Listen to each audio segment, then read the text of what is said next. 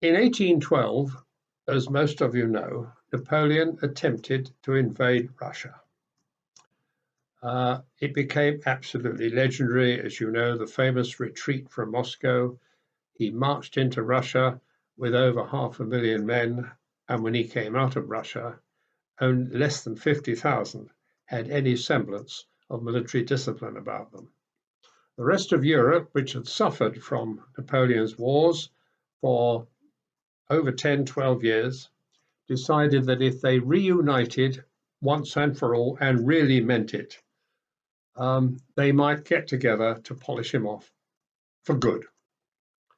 So that's what they did. They signed the terms of yet another coalition and proceeded to slog their way across Europe towards France. The Russians, of course, having driven him out of Russia, just kept on going through Poland and Eastern Germany, Western Germany, and so on. The Austrians decided they would enter the war again. They tried 4 times and been beaten and signed a peace treaty and got out, but they thought they'd give it a 5th go.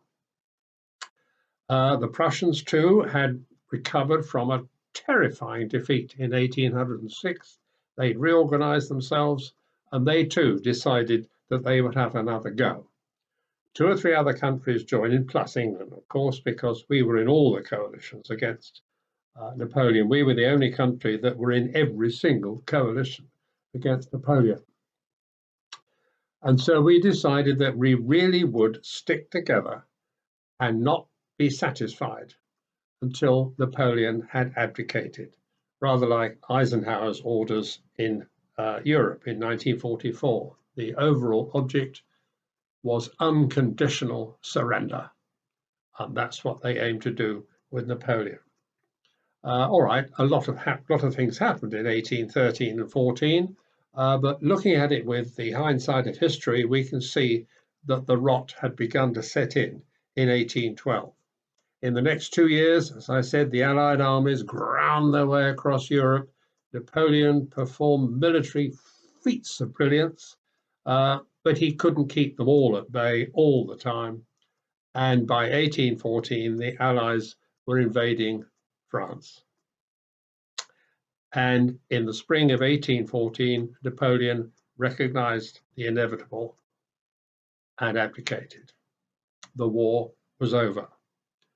Well, you may say, what about the Battle of Waterloo? Battle of Waterloo was not in 1814. Battle of Waterloo was in 1815. And it's therefore somewhat unusual in that the biggest and the most decisive battle in a 20-year-old war was fought when the war was technically over. Napoleon had surrendered. He'd abdicated. It was all done and dusted. The Allies got rid of him, not by shooting him, but by putting him on an island off the west coast of Italy called Elba. Not a very big island, but they, in effect, gave him a little kingdom to play with and hoped that that would be that. They dusted their hands over Napoleon, and they all adjourned to Vienna, where there was an enormous congress to settle the map of Europe, which had been turned upside down after 22 years of war. And that began in the summer of 1814. Dragged on for month after month after month. You can imagine every single country that was involved wanted to get their 10 pennyworth out of the Congress of Vienna. There was endless haggling and bargaining and wheeling and dealing and fixing and all the rest of it. In the middle of it came the bombshell.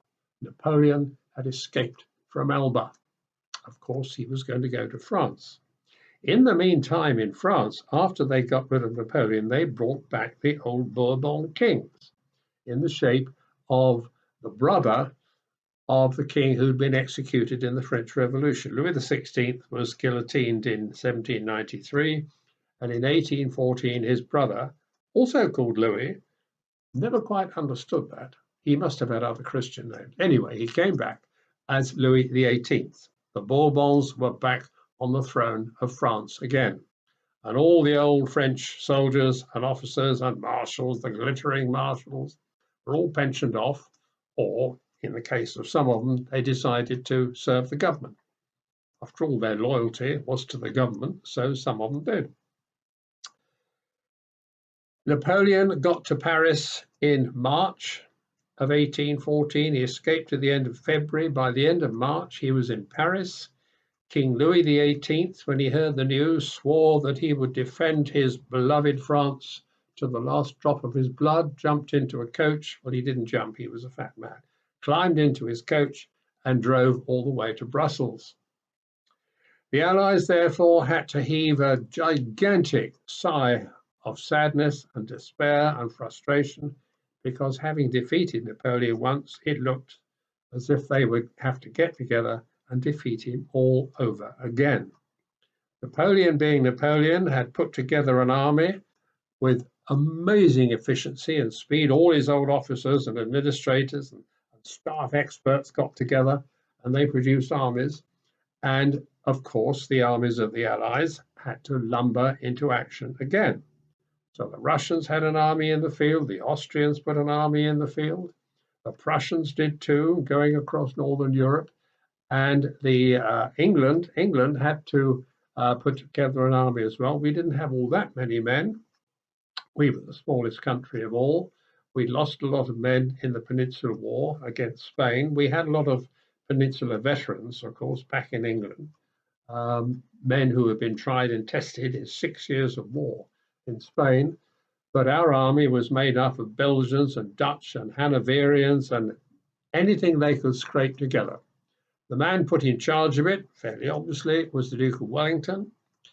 By virtue of his victory in Spain against Napoleon, he had proved his credentials. After all, he was the only leading military figure who had beaten Napoleon's armies in open battle.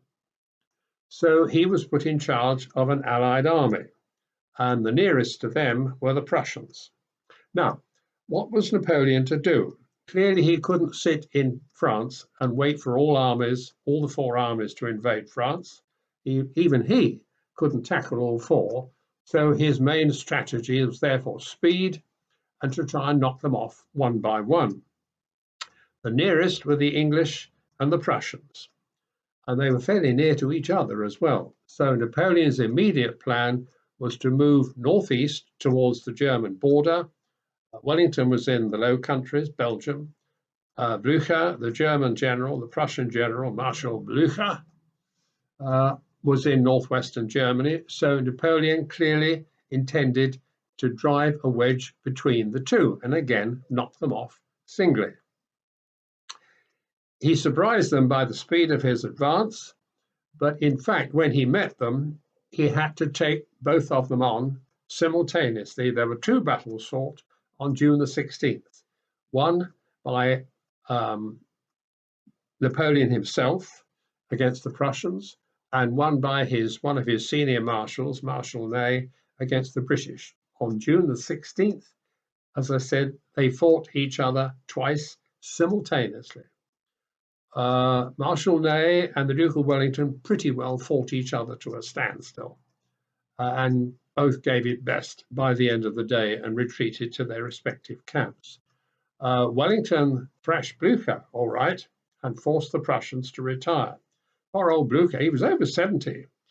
He was a veteran of the 7 Years' War, which had ended in 1763. He was well over 70. And apparently in the battle, he was knocked off his horse, ridden over by cavalry, picked himself up, dosed himself with his own private remedy, which consisted of gin and rhubarb. Can you imagine? Got back on his horse and was ready for action again. Then Napoleon made a mistake. He naturally assumed that Blücher, having been defeated, would retire to Germany. In other words, he would go eastwards. In fact, he decided to retire to the north. Why? Because he knew that he would stay close thereby to Wellington's army. Wellington had retired to the area of Brussels, and Blücher therefore retired on a line some distance from the Duke, but parallel. So when they both settled in their camps for that night and the following day, the 17th, they were within, I won't say shouting distance, but within marching distance of each other. And Blücher swore to Wellington that he would march to his aid as soon as he heard the guns. As you know, artillery can travel, its noise the reports from cannon can travel over a very, very long distance. So that was the situation at the end of June the 17th. That night, it rained cats and dogs. Clearly, if there was going to be a battle the next day, the Saturday, it was going to be a very wet battle. When the day dawned, the ground, of course, was soaking wet. Napoleon therefore decided that it was so soft that he couldn't move his cannon easily, and it would have made it difficult for his cavalry to charge later on. So he delayed and delayed and delayed until midday before he opened up his cannon, his normal barrage. As you well know, you use the cannon to soften them up, you use the infantry to break them up, and you use the cavalry to chase them up and cut them up. So the cannon began their barrage early in the afternoon, 12 o'clock, 1 o'clock. Meantime, Wellington, sorry about this constant interchange, Wellington had established himself just behind a ridge of hills, a few miles south of Brussels, near a village called Waterloo. Sorry about the English pronunciation. It's typical of the Duke. He had spotted this land, this ground, several years before when he was on other business in Belgium. And he remembered making a mental note of the fact that if he had to fight a defensive battle, this ridge would be the perfect place to do it.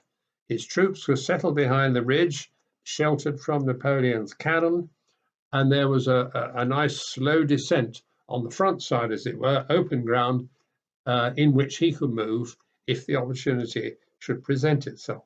Typical of the Duke's thorough professionalism. Duke always did his homework. So Blücher, of course, heard the guns and decided that it was time for him to move. I haven't got the time, or frankly the knowledge, to give you a blow-by-blow account of what happened, but it was a slogging match. Casualties were very high. Blücher did his best with his gunners, of course, slogging their way through the mud as well. He had to deal with the mud, the same as Napoleon. Napoleon also had made another mistake. He had sent off an army, a small army, 30,000 men, under one of his marshals, Grouchy, to look for Blücher.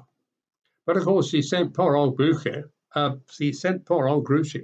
northwards because he thought that was where Blücher was. So poor old Grouchy spent all day on the 18th marching all over the place looking for a Prussian army that wasn't there. Blücher arrived round about mid to late afternoon. By that time, both sides had been banging away at each other, literally, since, as I said, since midday. Wellington's tactics proved to be successful insofar as he sheltered his men behind the ridge, so a lot of the French artillery fire went harmlessly overhead. When he sent the infantry in, of course, they would come back over the ridge, line up on top of the ridge, and they would have the superiority of height down on the advancing French infantry. As I said, this went on hour after hour, slogging away during the afternoon. In the end, Napoleon took the final gamble. In order to crack the English line, he sent in the Imperial Guard. This was the elite. These were the top dogs. These were the most famous. These were the most illustrious. These were the men with the most glittering collection of battle honors. And the English infantry, or the Allied infantry, as I said, there were Belgians and Dutch and Germans there. They stopped the Imperial Guard and turned them and defeated them. By that time, the Prussians had arrived and started to turn their guns on the French army. By late afternoon, early evening, it was quite clear that the tide had been turned. By the end of the evening, the French were in full retreat. The Prussian cavalry was having a wonderful time chasing them up and cutting them up, as I said. Napoleon was persuaded to leave the field. It was all over. Blücher and Wellington met each other outside a pub not far from the battlefield, called La Belle Alliance, the Lovely Alliance. In fact, Blücher suggested that they called that the name of the battle, La Belle Alliance. But Wellington, who'd had his headquarters in the village of Waterloo, decided it was neater and easier, and he was the one who used it, and he was the one who won the battle. He chose it, so it became known as the Battle of Waterloo. I'm well aware that I'm open to a lot of detailed correction on this, so I shan't be surprised if I get wrapped over the knuckles for that. Now then, this leads to the another controversy about which I can well get wrapped over the knuckles again. What was the Prussian contribution to the victory? If you read Prussian textbooks, it gives you one version. If you read English textbooks, it gives you another. There is the story of a young German on holiday in England going around an English bookshop, and he picked up a book about the Battle of Waterloo. Flipped through it, as you do in bookshops, and he was absolutely amazed to discover that the Battle of Waterloo had been won by the English. He had always been brought up to believe that the Battle of Waterloo had been won by the Prussians. Well, there you are. Nationalism creeps into the history books just as it does everywhere else, and the controversy, believe me, still goes on. Napoleon, therefore, had very little choice but to retreat to Paris. He was persuaded that it really was the end. He would have to abdicate again. He took good care to surrender to the English. If he'd surrendered to the Prussians, they would have shot him. He escaped to the west coast of France. He hoped to get to America, but couldn't. So he surrendered to an English ship, hoping to be taken to England, where he might take political asylum there, or they might put him on a ship to America. Neither of these things happened. They decided that they couldn't afford to put him on a little offshore island in Europe again. So the English, who had a far-flung empire, said, well, we've got a very convenient island hundreds of miles from anywhere called St. Helena. We'll put him on there. So they did. So that was the Battle of Waterloo. It was terribly costly. It was decisive, but my word, it was costly. I believe the casualty figures were upwards of 15,000 for the Allies, if not more. Once again, I shall no doubt be frequently corrected. There are lots of things said about the Battle of Waterloo. I'll leave you with three. One, the Duke's famous comment was that it was a damn close run thing. Second was a comment that was wrung out of him a few hours after the battle when they read him the casualty lists. And the Iron Duke, the man who never showed any emotion at all, broke down in tears when he heard some of the names read out from that list. He is supposed to have said, next to a battle lost, the saddest thing of all is a battle won.